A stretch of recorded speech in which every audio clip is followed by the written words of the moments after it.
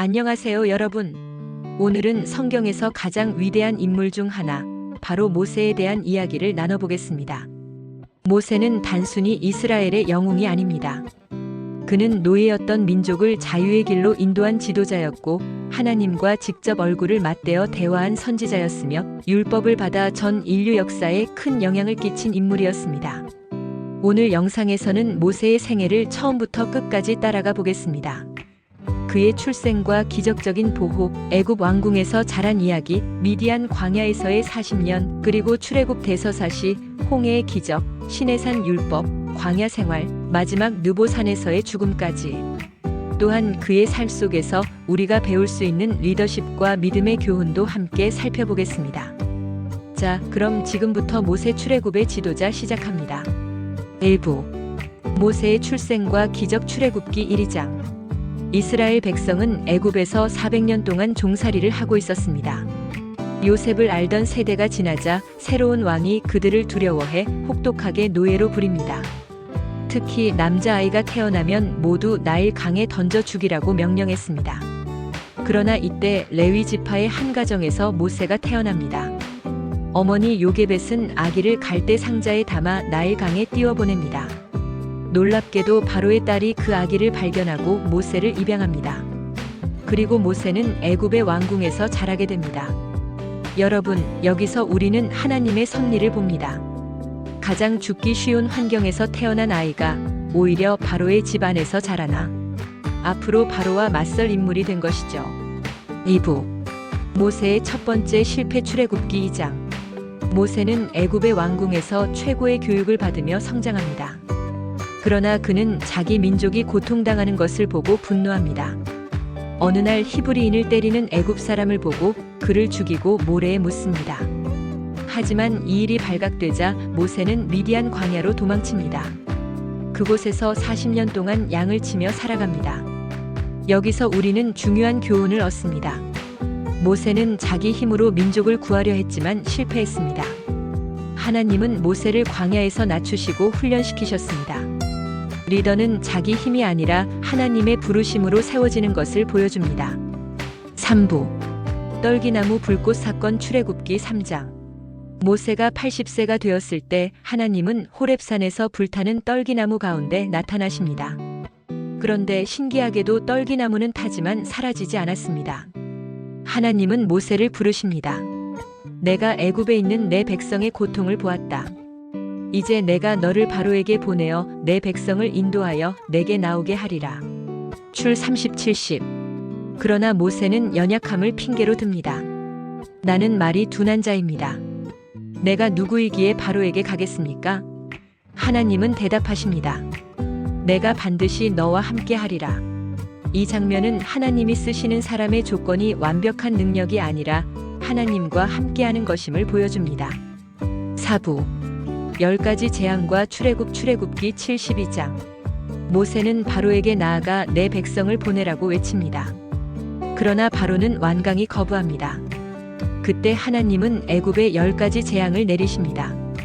나일 강이 피로 변함, 개구리 재앙, 이 재앙, 파리 재앙, 가축 전염병, 종기, 우박, 메뚜기, 흑암, 장자 죽음. 마지막 재앙에서 하나님은 이스라엘에게 어린 양의 피를 문설주에 바르게 하셨습니다. 그러면 죽음의 천사가 넘어갔습니다. 이것이 바로 유월절의 시작입니다. 마침내 바로는 손을 들고 이스라엘 백성을 내보냅니다. 이 사건이 바로 출애굽입니다. 5부 홍해의 기적 출애굽기 14장. 이스라엘은 애굽을 떠났지만 바로는 다시 군대를 이끌고 쫓아옵니다. 앞에는 홍해, 뒤에는 애굽 군대. 이스라엘은 공포에 빠집니다. 그때 모세는 이렇게 외칩니다. 너희는 두려워하지 말고 가만히 서서 여호와께서 오늘 너희를 위하여 행하시는 구원을 보라. 출 1413. 하나님은 바람으로 바닷물을 가르시고 이스라엘 백성은 마른 땅처럼 건넙니다. 애굽 군대가 따라오자 바다가 다시 합쳐져 그들을 덮어버립니다.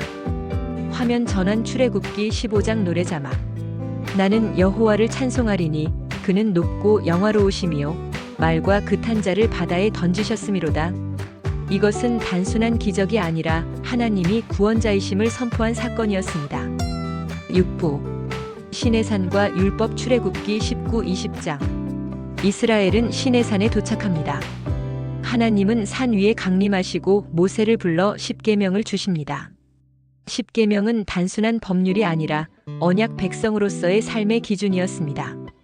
너는 나 외에는 다른 신들을 내게 두지 말라. 살인하지 말라. 도둑질하지 말라. 하나님은 성막 제도를 주셔서 죄인이 하나님과 만나는 길을 열어주셨습니다. 모세는 하나님과 직접 얼굴을 맞대어 대화했습니다. 성경은 이렇게 말합니다. 여호와께서는 사람이 자기의 친구와 이야기함 같이 모세와 대면하여 말씀하시더라. 출 3311 7부 금송아지 사건 출애굽기 32장.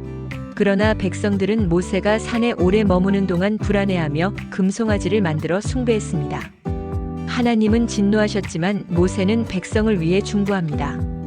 주의 백성을 멸하지 마소서. 차라리 내 이름을 주의 생명책에서 지워주옵소서. 출 3232. 이 사건은 모세가 단순한 지도자가 아니라 백성을 위해 생명을 걸고 중보하는 자였음을 보여줍니다. 8부 광야의 시험 민수기. 이스라엘은 광야에서 끊임없이 불평했습니다. 물이 없다, 먹을 것이 없다, 애굽이 그립다. 하나님은 만나와 메추라기를 주시고 반석에서 물을 내십니다. 그러나 불순종한 세대는 가나안 땅에 들어가지 못합니다. 모세는 그 속에서 끝까지 인내하며 백성을 인도합니다.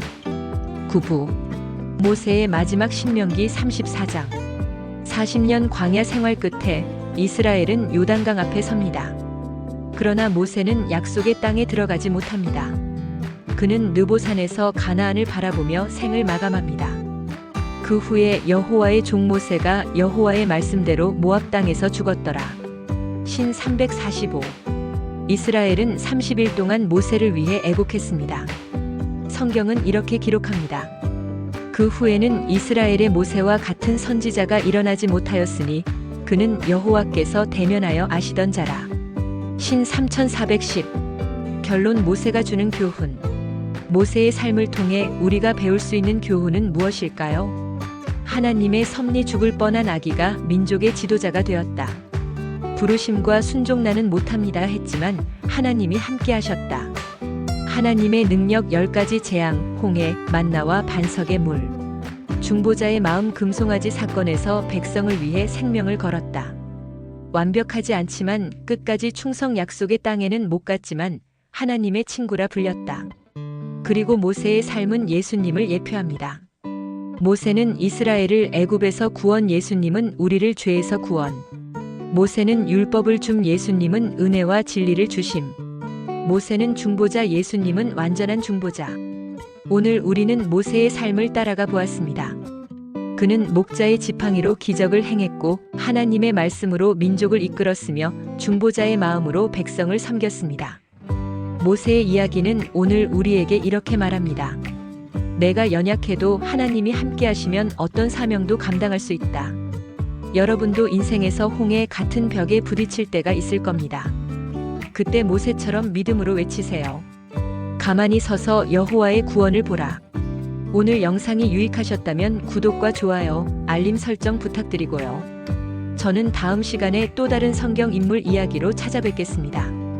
감사합니다.